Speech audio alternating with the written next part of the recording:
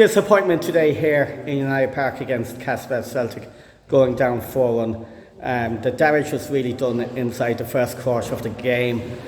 Played better in the second half, created chances. Keane got us back in the game, but Celtic did seal the deal late on. But how do you sum up the 90 minutes? Yeah, very frustrating. I think we're just going through a really disappointing phase at the minute. I don't know, I keep saying it like to everyone, but I think we've played something like, I'm not sure is this right now, is it 13 games in 30 days or something like that? Is it more? Is it 15 in 30 days? Which is a bit mad, and it's hard to expect players to go out there and perform for them games. We're amateur junior footballers, we're not professionals, we don't have the tools and resources to be able to do that. And I think at the minute, whoever's behind making these decisions of putting players in that situation should really take a look at it, because it's more than just physical performance. There's more negatives involved, because these boys are really invested in the football, they're really passionate, and they take a lot of confidence when they play well. So I think getting back to where we have a platform built to be able to do that will be a big thing for us. So I think we've just got to move on past this phase. I don't even think there's an awful lot to be learned, because, as I said, that fixture load is massive, so yeah, I don't know where I'm at with it really, I just think it's not useful at all. Yeah. And one thing the fixture load obviously has an impact on directly on teams, including ourselves, is match preparation. So it's a lot harder to prepare for a game when you have one training session a week followed by 2 games. Yeah, Kenneth, you've no chance. There's zero chance, to prepare mentally, physically, and then to expect we're all asking the lads to perform, and we're demanding that of them, and it's getting harder and harder as the load goes on. But I think the lads are saying that there is a small bit of a break now. I think we've 2 Thursday nights off over the next while, which will be massive for us. So just hope it comes to an end. Yeah. And I'm sure all the lads are disappointed after today.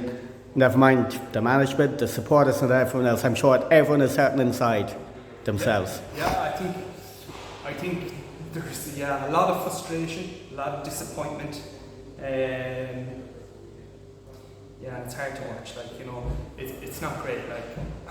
I think there needs to be a solution made. I've heard now that they're trying to incorporate an under-21 league friendlies. I don't know, is that going to add to our, because we've 12 players involved, I don't know if that's, when's it going to stop for us? When are we going to get a chance to actually work on things, to actually recover, to actually play?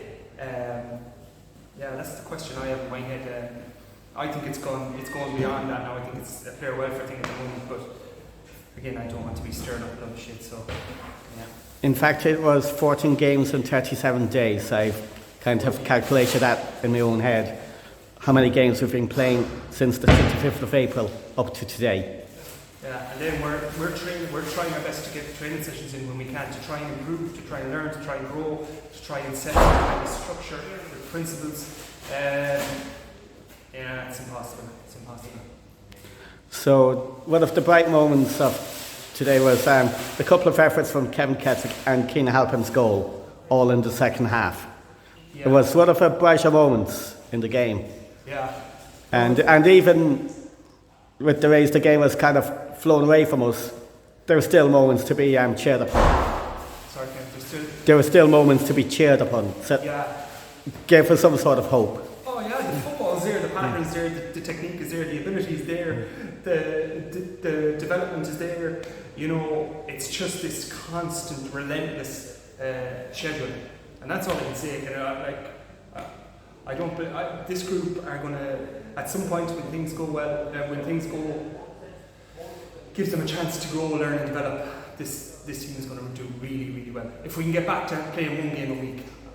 And the important thing for the supporters really, even though we're in a little bit of a tough run at the minute, is to keep the faith in the lads. Yeah. Oh, I understand for supporters as well. It is frustrating. It's disappointing. It's disappointing for us and frustrating as well. So just maybe to be aware of these things, and and try and stay behind the lads and support them and encourage them, and yeah, that's all we can ask of them really. And we understand it's very frustrating and disappointing, but there's not an awful lot we can do about it, I don't think, you know. Yeah. So basically it's a recharge, reset, push the last 3 games definitely behind us, look forward, move on, rebuild, refocus, and get the momentum going again. Yeah, and get the confidence up in the lads again, and get them where they can perform, like get them to a point where they're physically and mentally able to perform. Like hopefully somebody has a look at this fixtures, hope somebody involved in the league has a look at this and make sure that it doesn't happen again. You know, that's all we'd ask if we can, you know. And of course, you're not the only person to complain. The Clare Morris manager complained about the schedule on the main news last week, and that was echoed by the Kilmacud management, I believe. Yeah, and I think we're playing a lot more games than them, you know. They're only playing the odd Thursday night, Yeah, I just think it needs to be sorted. Like, someone needs to highlight it, somebody needs to make sure that it doesn't happen again. For players, for player welfare, you know, I think it needs to be looked at straight away, in my opinion, just to make sure that this doesn't happen again. Right? Thank you very much. Thanks, Disappointing afternoon here against Castlebar Celtic and the Westaro Super Cup semi-final. The game was pretty much settled inside the first quarter. Had good spells in the second half, to be fair. A couple of chances from Kevin Kettrick and Keane helping pulling the goal back. But Celtic did finish the game off late on. But how do you sum up the 90 minutes? It's not good enough. I mean, I think it's quite clear it's not good enough. That start, to be 3 down after 20 minutes isn't acceptable. We showed huge naivety for the level of game that it was. We had a game plan, we didn't stick to it, and we got ruthlessly punished. And you know, that can't continue. It's not good enough for a club like this, for a performance like that, to go in that first 25-30 minutes. And it's got to hurt an awful lot of individuals, but it's a reset point from our point of view. We've got to come back now, we've got to progress on with our plans, and we've got to take a really good look at what we've been doing. The last couple of weeks hasn't been acceptable, and we're better than that, but we haven't shown it. Speaking to PG, he was highlighting the fact that a player welfare issue of 14 games in 37 days, not enough recovery time, not enough time to plan your week, having 2 sessions and a game, whereas you're only kind of getting in 1 session of 2 games. Well, that's exactly it. We haven't been training properly. 1 session isn't enough. It's effectively turned into a recovery session, and that group has an awful lot of work to do. We were progressing quite nicely. We were getting our work done, and you know, that run, that amount of games, I think everybody suffered out of it. Maybe the stronger sides like Celtic have come through it quite well. They were resting all week in preparation for that game, and I think it showed, didn't it? In the first 15-20 minutes they came out flying, and we just were naive and silly. We played right into their hands where we used the ball, and you know, we need a reset. We need to allow the lads with the league start concentrating after the next week or so. That's important. So they need to step back and have a breather for that. The rest of the group needs to go back to work on Tuesday and work incredibly hard, and we need to get back on the pitch and work towards our future goals, which is, you know, trying to compete for the Super League, winning Connacht Cups. That's what this club is about. And at the moment, we appear to be considerably off that goal, you know. So it's a chance over the next couple of weeks with the leave set and everything else for the players to refocus, reset, reevaluate, and see where they are and what direction they would like to go. Well, they need a bit of breathing space. I think there's 5 or 6 of them have that starting on Wednesday. They need to be able to step back and concentrate on that. The rest of the group will have to take on the Super League games over the next 2-week period and focus on that. And that's okay, that's perfectly appropriate. But then we need people's heads back on football. We need people's heads back on Westport United and what happens here. And that's the goal over the next couple of weeks, is to get everybody focused on the importance of what we do when we come through these gates, you know. And the supporters, I'm sure they were quite disappointed today, obviously enough, but the important message for them is to stick behind the team, stick behind the players, and follow them through thick and thin. I know the last week has been tough on the lads, but we need the support more than ever behind them. We absolutely do, and look, we all feel it, we all feel their pain, and maybe they have a right to be disappointed about what's went on in the last couple of weeks. And this side has been in 3 finals. We have done an awful lot of very good work, but it's fallen apart a little bit over the last couple of weeks, and I think we've given the reasons for that. Some of them are very, very valid. My sentiments are I encourage everybody to stay with this group and give us the time that we need to do what we're doing as a group, and I think we'll see the benefit of that in time. It's a very, very young group. It's not the only reason, it's not the only excuse. We're not making excuses, but I think young men like that, when they have an awful lot going on in their life and an awful lot of bits and pieces trying to knit them all together, it's not the easiest thing in the world. We're getting punished for silly mistakes, and we need to get back to training where we can concentrate on that stuff.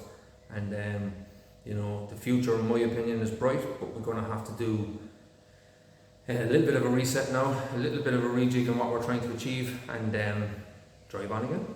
Indeed, and of course the supporters needs to understand really that we don't have enough players of the experienced type of ages knocking around to be at the level to play with us. So we have to work with the tools that we have at our disposal. Well, the club has done fantastic work in the development of these young lads coming through. The club had an exceptional team for a long period of time. Unfortunately, we don't have many of that group left over. We have an incredibly young team. We're missing that cohort of experienced players that should be in their mid-20s that are leading that group. I think you've seen today Celtic have that, we don't.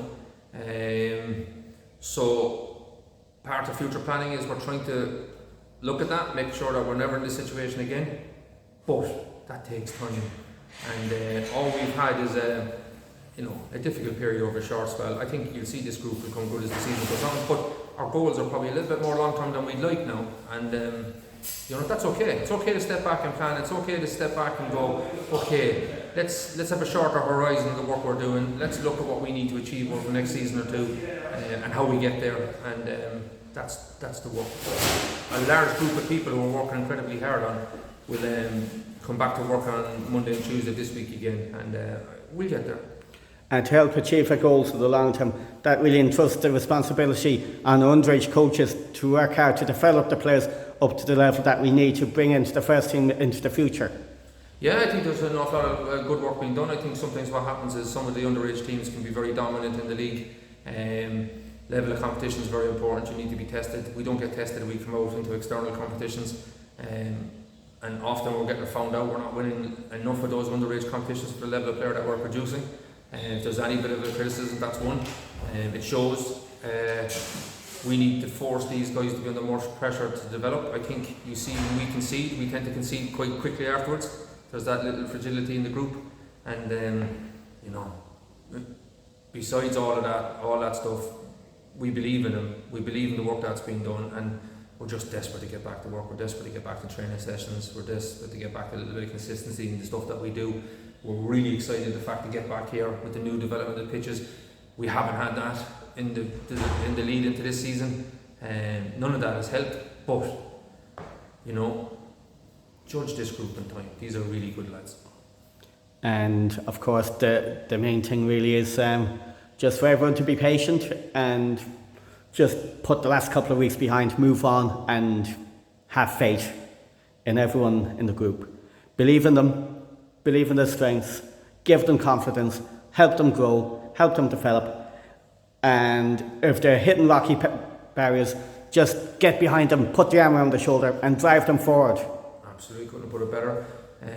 We must believe in these players. We must support these players in both the difficult times and the good times. It's easy to do it, and it's going well. It's not going well at the moment, and now it's more important for everybody to get behind them and let these players know that they have our full support. Thank you very much.